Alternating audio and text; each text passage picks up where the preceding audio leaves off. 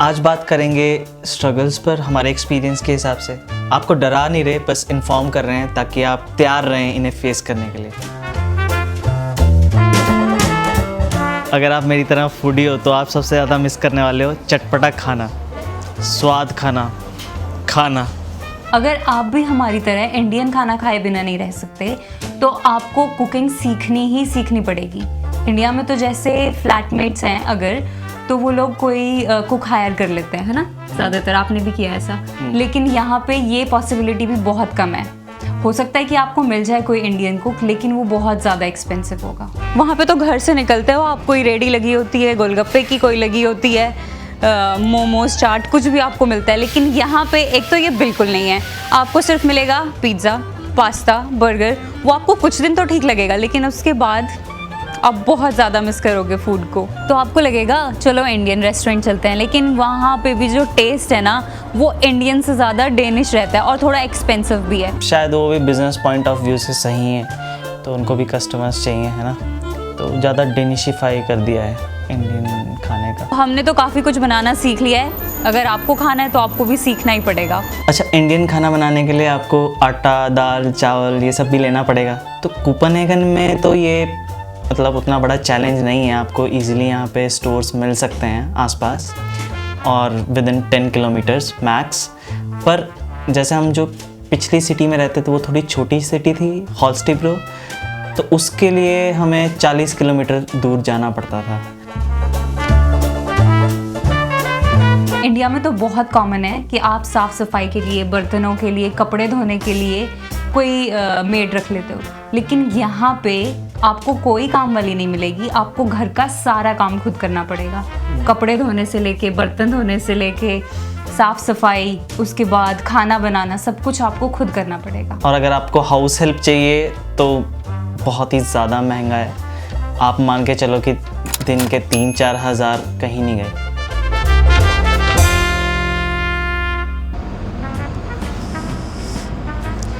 आपने सुना होगा काला अक्षर भैंस बराबर, बस अभी वही हो रखा है मेरे साथ। और अगर आपको डेनिश नहीं आती तो आपके साथ भी यही होगा। एक और चैलेंज जो आपको फेस करना पड़ेगा डेनमार्क आके, वो है यहाँ की लैंग्वेज। सीखनी पड़ेगी। बेशक यहाँ के लोग इंग्लिश बोलते हैं, लेकिन जो ऑफिशियल मेल्स आती हैं आपको, या फिर कुछ लिखा होता है, कोई इन्फॉर्मेशन लिखी होती है वो डेनिश में लिखी होती है, कोई अनाउंसमेंट हो रही है ट्रेन्स में, बसेस में या फिर कहीं और भी, तो वो भी डेनिश में हो रही होती है। एक चीज़ है, डेनिश यहाँ पे फ्री है सीखने के लिए। आप स्कूल जा सकते हो 5 साल तक। आपको देना पड़ेगा 20,000 का डिपॉजिट। वो भी जब आप कोर्स ख़त्म कर लोगे तो वो आपको रिफंड हो जाता है। अगर आपको PR लेनी है तो उसके लिए भी कंडीशन है कि आपने डेनिश लैंग्वेज टेस्ट पास करना है, और एक और आपने टेस्ट पास करना है, वो भी डेनिश में होता है। तो देयर इज़ नो रीज़न कि आप लैंग्वेज नहीं सीख रहे।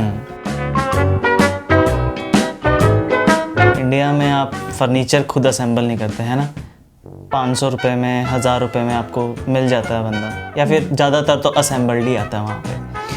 पर यहाँ पे आपको अपना फर्नीचर खुद असेंबल करना है। तो यहाँ पे डिलीवर करते हैं इंडिविजुअल पार्ट्स, मॉड्यूलर होता है ज़्यादातर फर्नीचर यहाँ पे।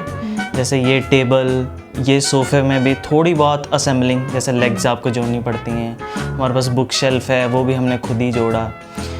वर्क टेबल, तो ये सब आपको ज़्यादातर IKEA से ही लेते हैं हम, लेकिन अगर किसी और से भी लेंगे तो भी मेरे ख्याल से खुद ही असेंबल करना पड़ता है। अगर आप स्पेशली ऑनलाइन ऑर्डर कर रहे हैं, इवन इन स्टोर जाके भी शॉपिंग कर रहे हैं, तो भी आपको खुद ही असेंबल करना है ये सब। ऑनलाइन शॉपर्स के लिए बहुत अच्छी खबर नहीं है। ऐसा नहीं है कि यहाँ पे ऑप्शंस है ही नहीं। स्पेसिफिक ऑप्शंस आपको मिल जाएंगे, जैसे सिर्फ कपड़ा या सिर्फ इलेक्ट्रॉनिक्स। पर अमेज़ॉन जैसी फ्लेक्सिबिलिटी और रिलायबिलिटी मेरे ख्याल से किसी प्लेटफॉर्म में नहीं है यहाँ पे, क्योंकि इनका अपना अमेज़ॉन नहीं है, फ्लिपकार्ट नहीं है, ऐसा कुछ वेबसाइट इनका नहीं है। हाँ, आप ज़रूर जर्मनी वाले अमेज़ॉन से यहाँ पे मंगा सकते हो, पर रिटर्न करना है अगर आपको, तो वो एक बहुत बड़ा चैलेंज है। कैसे? क्योंकि जब आप रिटर्न करोगे तो एक कुछ पॉइंट्स इन्होंने दे रखे हैं। जैसे अभी तो हम कोपेनहेगन में रह रहे हैं, तो यहाँ पे काफ़ी सारे होते हैं, विद इन 1 किलोमीटर आपको मिल जाएगा। पर पिछले शहर में, हॉल्स्टिब्रो में, यानी कि छोटे शहरों में, आपको 2-2, 3-3 किलोमीटर दूर भी जाना पड़ सकता है सिर्फ। और वो खुद से प्रिंट करो, और उस पैकेट पे चिपकाओ और फिर उस दुकान में जाके देखे आओ। तो इतना भी इजी नहीं है। अच्छा, उसके बाद प्लेटफॉर्म्स आते हैं जैसे जोमेटो, स्विगी, वो भी यहाँ पे उतने नहीं हैं भी तो हर शहर में नहीं है। अभी वोल्ट एंड जस्ट ईट करके कुछ है जो धीरे धीरे फैल रहा है पूरी कंट्री में, बट दे आर एक्सपेंसिव। इसके बाद है सर्विस और मेंटेनेंस। वैसे तो आप प्रे करो कि कोई चीज़ ख़राब ना हो क्योंकि बहुत ज़्यादा महंगा हो जाता है। जैसे हमने किचन की टैप चेंज करवानी थी, टैप हमारे पास थी लेकिन हमने फिर प्लम्बर को फ़ोन किया, वो बोलता कि सिर्फ चेंज करने का 17,000 रुपये लगेगा। इंडियंस इतने पैसे तो खर्च करने वाले नहीं हैं। तो दीपू ने ये काम खुद सीखा और वो टैप चेंज किया। इसके बाद हमने कनेक्शन करना था अपने डिश वॉशर का, तो ये भी इसने खुद सीखा, टूल्स वगैरह देखे, क्या कनेक्शंस लेने वो सीखे और फिर खुद किया। एक बार आधे घर के बिजली चली गई तो बाद में पता चला कि फ्यूज़ उड़ गया है, तो ये ट्रबल शूटिंग और फिर उसको बाद में चेंज करना, ड्रिलिंग, तो ये सब काम आपको छोटे मोटे सीखने पड़ेंगे, बेसिक लेवल के एटलीस्ट। ये रद्दी देख रहे हो, ये भी आपको साफ़ करनी है हर 2 हफ्ते में। अखबार तो यहाँ आता नहीं है, मैगज़ीन्स ही होती हैं, ये हर वीरवार को आता है या बुधवार को, और मेरे ख्याल से 2 हफ्ते में पूरा भर जाता है। देख रहे हो कितनी ज़्यादा।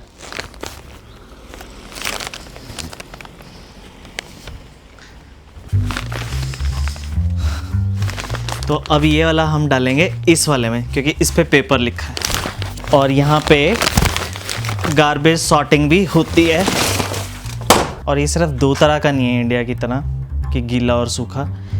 पेपर वाले में पेपर, ग्लास वाले में ग्लास, गत्ते वाले में गत्ता, मेटल के लिए भी अलग से होता है और खाने के लिए अलग होता है, और एक होता है रेस्ट ऑफ ऑल। खासकर इलेक्ट्रॉनिक्स भी आपको अलग से रखने हैं, जैसे बैटरीज हो गई, ये सब आपको वो रेड बॉक्स दिख रहा होगा उसमें डालना। एक प्रॉब्लम जो लेडीज़ फेस करने वाली है वो है यहाँ पे स्पेशली आईब्रोज़ का, क्योंकि वो लोग वैक्स से करते हैं और बहुत अच्छा नहीं करते। जैसे हमारे उधर तो थ्रेडिंग करते हैं। शायद कोपेनहेगन में आपको मिल सकता है कोई जो थ्रेडिंग करता हो, ब्यूटी सैलून इंडियन, बट और कहीं तो बहुत मुश्किल है। I definitely can't relate to that. But आपका हेयर कट कौन करता है? पूजा करती है, क्योंकि मैं भी ट्रस्ट नहीं कर पाता। पैसे दे के ख़राब करवाने से अच्छा है बीवी से ही ख़राब करवा लो। कोस भी सकते हो। पर आज तक ऐसा हुआ नहीं कि पूजा ने अच्छे बाल ना काटे। Thank you.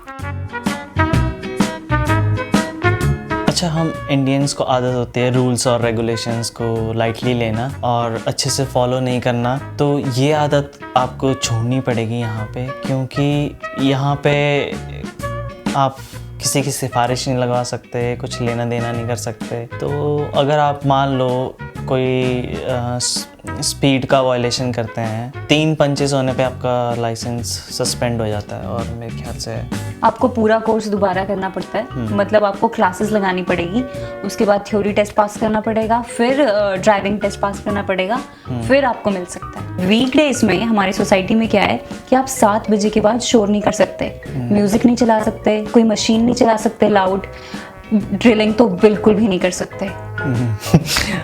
हमारे घर आ गई थी एक बार आंटी नीचे वाली, बोलती कि नोट अलाउड। फिर अगले दिन आंटी ने हमारे लेटर बॉक्स में एक पूरी रूल बुक डाली और उसमें अंडरलाइन किया मार्कर से कि ये लो पढ़ लो कि अब तो अलाउड नहीं है ये सब शोर मचाना। इसके बाद आपको रोड कैसे क्रॉस करनी है, साइकिलिंग कैसे करनी है, साइकिलिंग के भी बहुत ज़्यादा रूल है ना।